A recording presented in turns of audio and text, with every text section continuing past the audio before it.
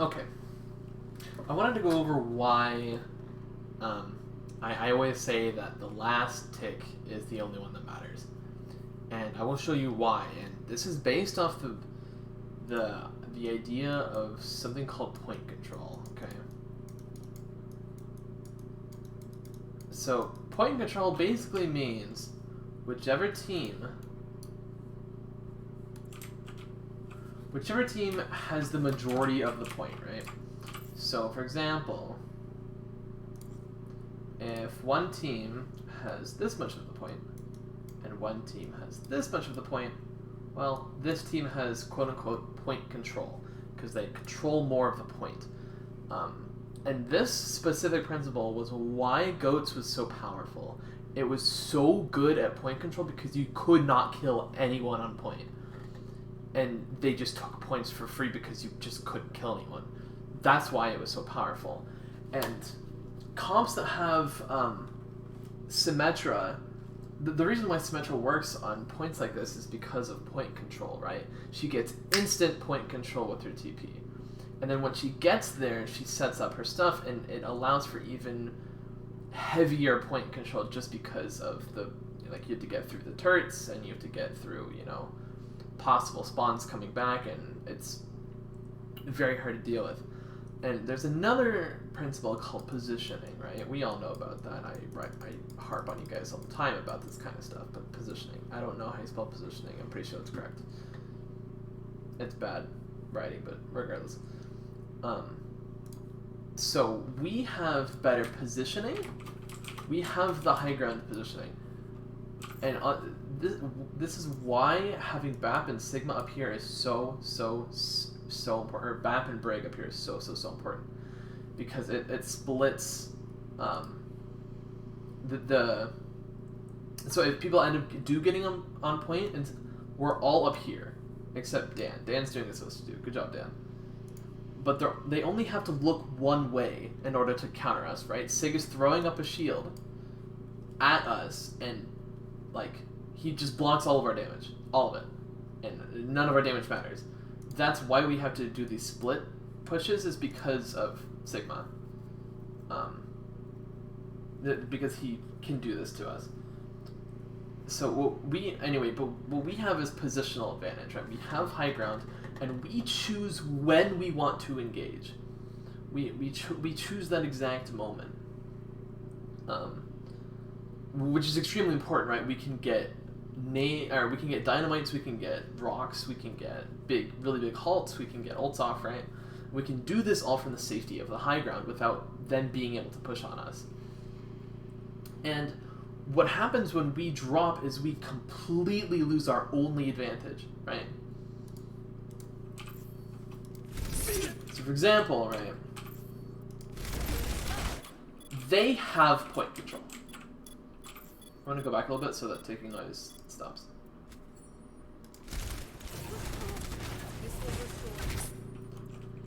They have point control right now. They have point control. So their advantage is being on the point and us having to get there at some point, right, to stop it. Our advantage is our positioning.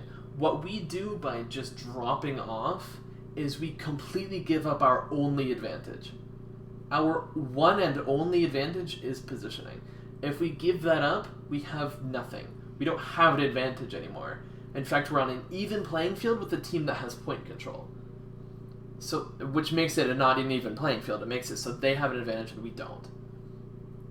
So, the reason why I said that the only tick that matters is the last one is because we use our positioning to get advantages, right? We hit dynamites from Dan. We hit a really big halt, and it hits everyone, and we get a rock and a dynamite in there, and it kills like 2 people. That is what we're waiting for. We don't have to touch the point, and we shouldn't touch the point because they have control, right? Especially if they just rolled us first point, meaning they're going to have their ultimates, right? And we have time to wait. We don't have to touch. Granted, we have like 5 minutes where we're going to have to hold off on a single tick, but it's possible. Instead of us just getting rolled here and us, doing a 5 minutes, well, we could slow it down to like 2 minutes, right? Just by waiting and using this principle that the only tick that matters is the very last one, right? The last 1% is the only part of this circle that matters. It's the only one. Because that's what ends the game. So, what should happen here, should happen here, is everyone stays up where they're supposed to be. Everyone just stays. And we just fire down from above. Because Sim can't touch us, Sigma kind of can, Moira can't do anything, Mercy can't do anything, and if we shield ourselves correctly, we'll have a shield up here, we'll have a shield up here. Dan doesn't need a shield because they can't see him, right? So, a Pocket and Ash can't kill anybody because of all of our shielding. So basically, it makes their entire comp null and void, except for the fact that they have point control. So if we just keep our advantage and just keep pushing it, we win. We will win the long fight. The problem is we don't have that much time, right? So that's why the only tick that matters is the last one, because that's the moment that we have to then touch point and start taking control of the point. Instead, what we do here is we start dropping down one by one for whatever reason, which is a horrible plan, which isn't even an option in this situation. But Twigs goes to contest immediately. We lose the advantage that we have when we drop. We just straight lose that advantage. And now that Twigs dropped, we don't have a shield anymore. And like, I know he just put it up, but he'll have another one soonish. Right? We lose that shielding. We lose a heavy amount of damage through our window. We lose even possibly halting because Sigma can now eat it. But we lose so much by having someone drop like this, right? Granted, no, they don't get a tick. But the second they kill our Orisa, that means we're one down and they have another advantage. So continuing this, right?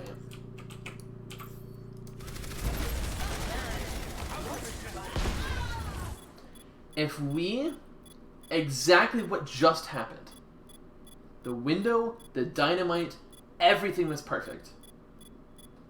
The only thing that wasn't perfect was us touching point. That is wrong. It's just objectively wrong here. Because these ticks don't matter. What matters is us actually physically winning the fight.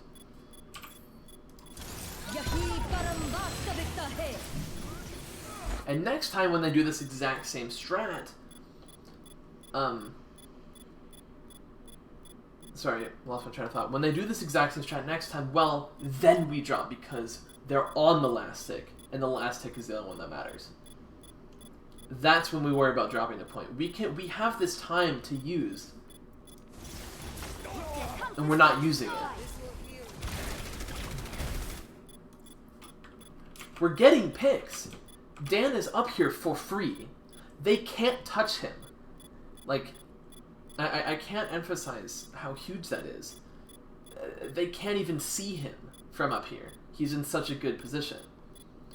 And if we just let him do his thing for 2 ticks, he would have killed everyone, or at least 2 or 3 people. Instead, we do this one-by-one push. We try... The biggest part of this is we try to contest a point that has a Symmetra on it. We're not going to win that fight. We win the ranged fight. We win the fight that we have an advantage on. I hope that all made sense. I couldn't exactly explain this all last night when we were talking about it, but hopefully that all makes sense to everybody. That's why when we are in these positions, same thing with first point. We take it slow, we wait on our advantages. Okay, that's how specifically defense works. Specifically. Offense is a completely different story. Offense is you have to force advantages. You have to force yourself in. You have to push hard. You have to use all of your cooldowns to get in. We don't have to do that. We have time to wait. We can wait on these advantages. We can wait on stuff to happen because we have the positioning and the time. like us dropping completely takes away the element of our advantage, but gives us a small element amount of time, and that's just not worth it. It's just not worth it. I look forward to hearing comments from people. If you do have any disagreements with me, if I have more to say about it, I'll probably make another video. Yeah? Okay. Alright.